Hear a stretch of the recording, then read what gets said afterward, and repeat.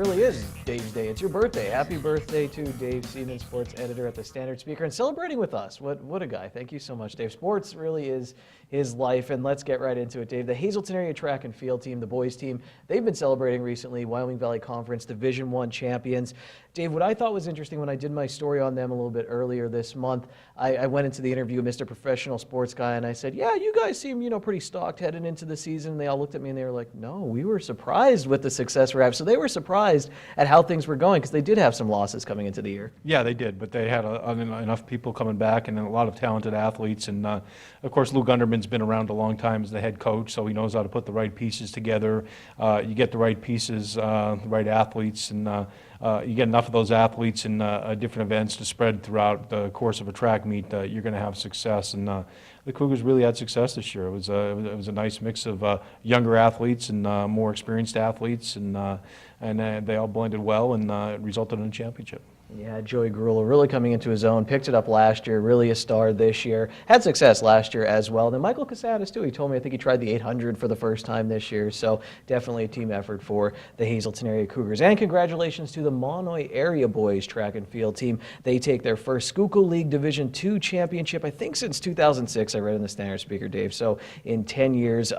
Tony Merchlinsky doing a great job for them. He is a young thrower, and they also have a very young distance runner and Cole Streisel doing well for the Golden Bears, and have to be Dave Holmes has to be happy down there in Bear Country. Schuylkill League Track and Field Championship meet going on today. Make sure you check out SSPTV News and the Standard Speaker for results tomorrow. Dave, I was gone for a week, so what happened? Did I miss anything big in the local sports world, or is it kind of par for the course? I know there's a big wild card race going on in the Schuylkill League in softball between Tamaqua and North Schuylkill, Pottsville. A lot of different things going on. Yeah, we're winding down with the regular season.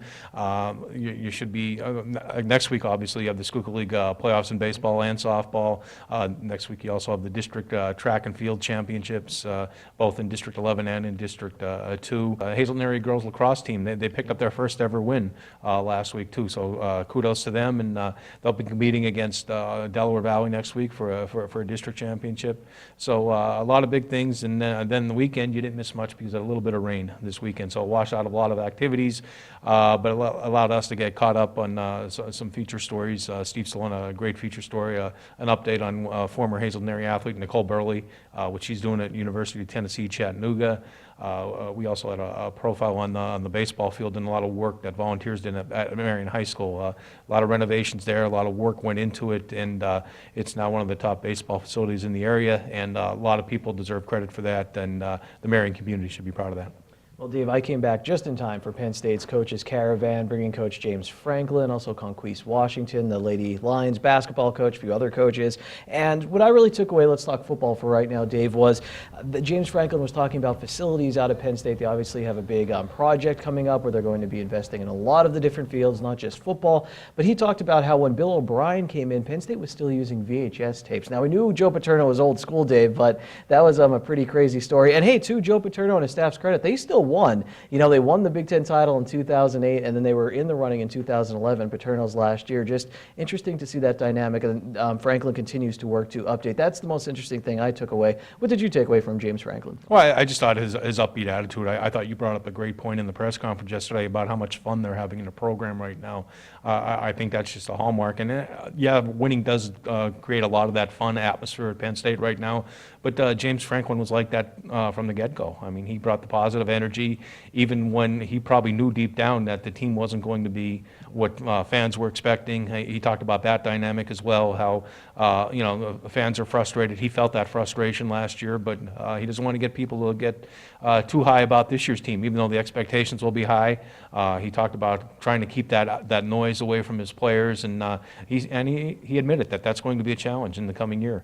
And I just thought he was honest, upbeat, and what you see from James Franklin on TV, in video, is what you get. And I thought he brought that to the local alumni. I think our local alumni, came away impressed with what he had to speak about. And on the other coaches as well, from the gymnastics coach, Randy Jepson, golf coach, Denise St. Pierre, And, Coquise Washington, who's building a program again with the women's basketball program, which used to be one of the top in the Big Ten, and they're coming off a 21-win season, looking to get back into the NCAA tournament. And it's just a lot of positive vibes coming from a lot of coaches. And don't forget, too, with Sandy Barber, the athletic director, speaking about the facilities. And I think when these facilities are finished or worked on, I think a lot of Penn Staters are going to be proud of what they see. Yeah, a lot of improvements. I'm excited. Improvements coming to Jeffrey Field, the soccer field out there, Dave. That's my sport right there. We have more coverage of the Coaches Caravan coming up tomorrow here on SSPTV. Paul Clifford from the Alumni Association, CEO from our area. We talked with him. We'll have much more tomorrow. Dave, of course, keep checking out the Standard Speaker for his work and Steve Stallone's as they keep you all up to date on what's going on with local sports.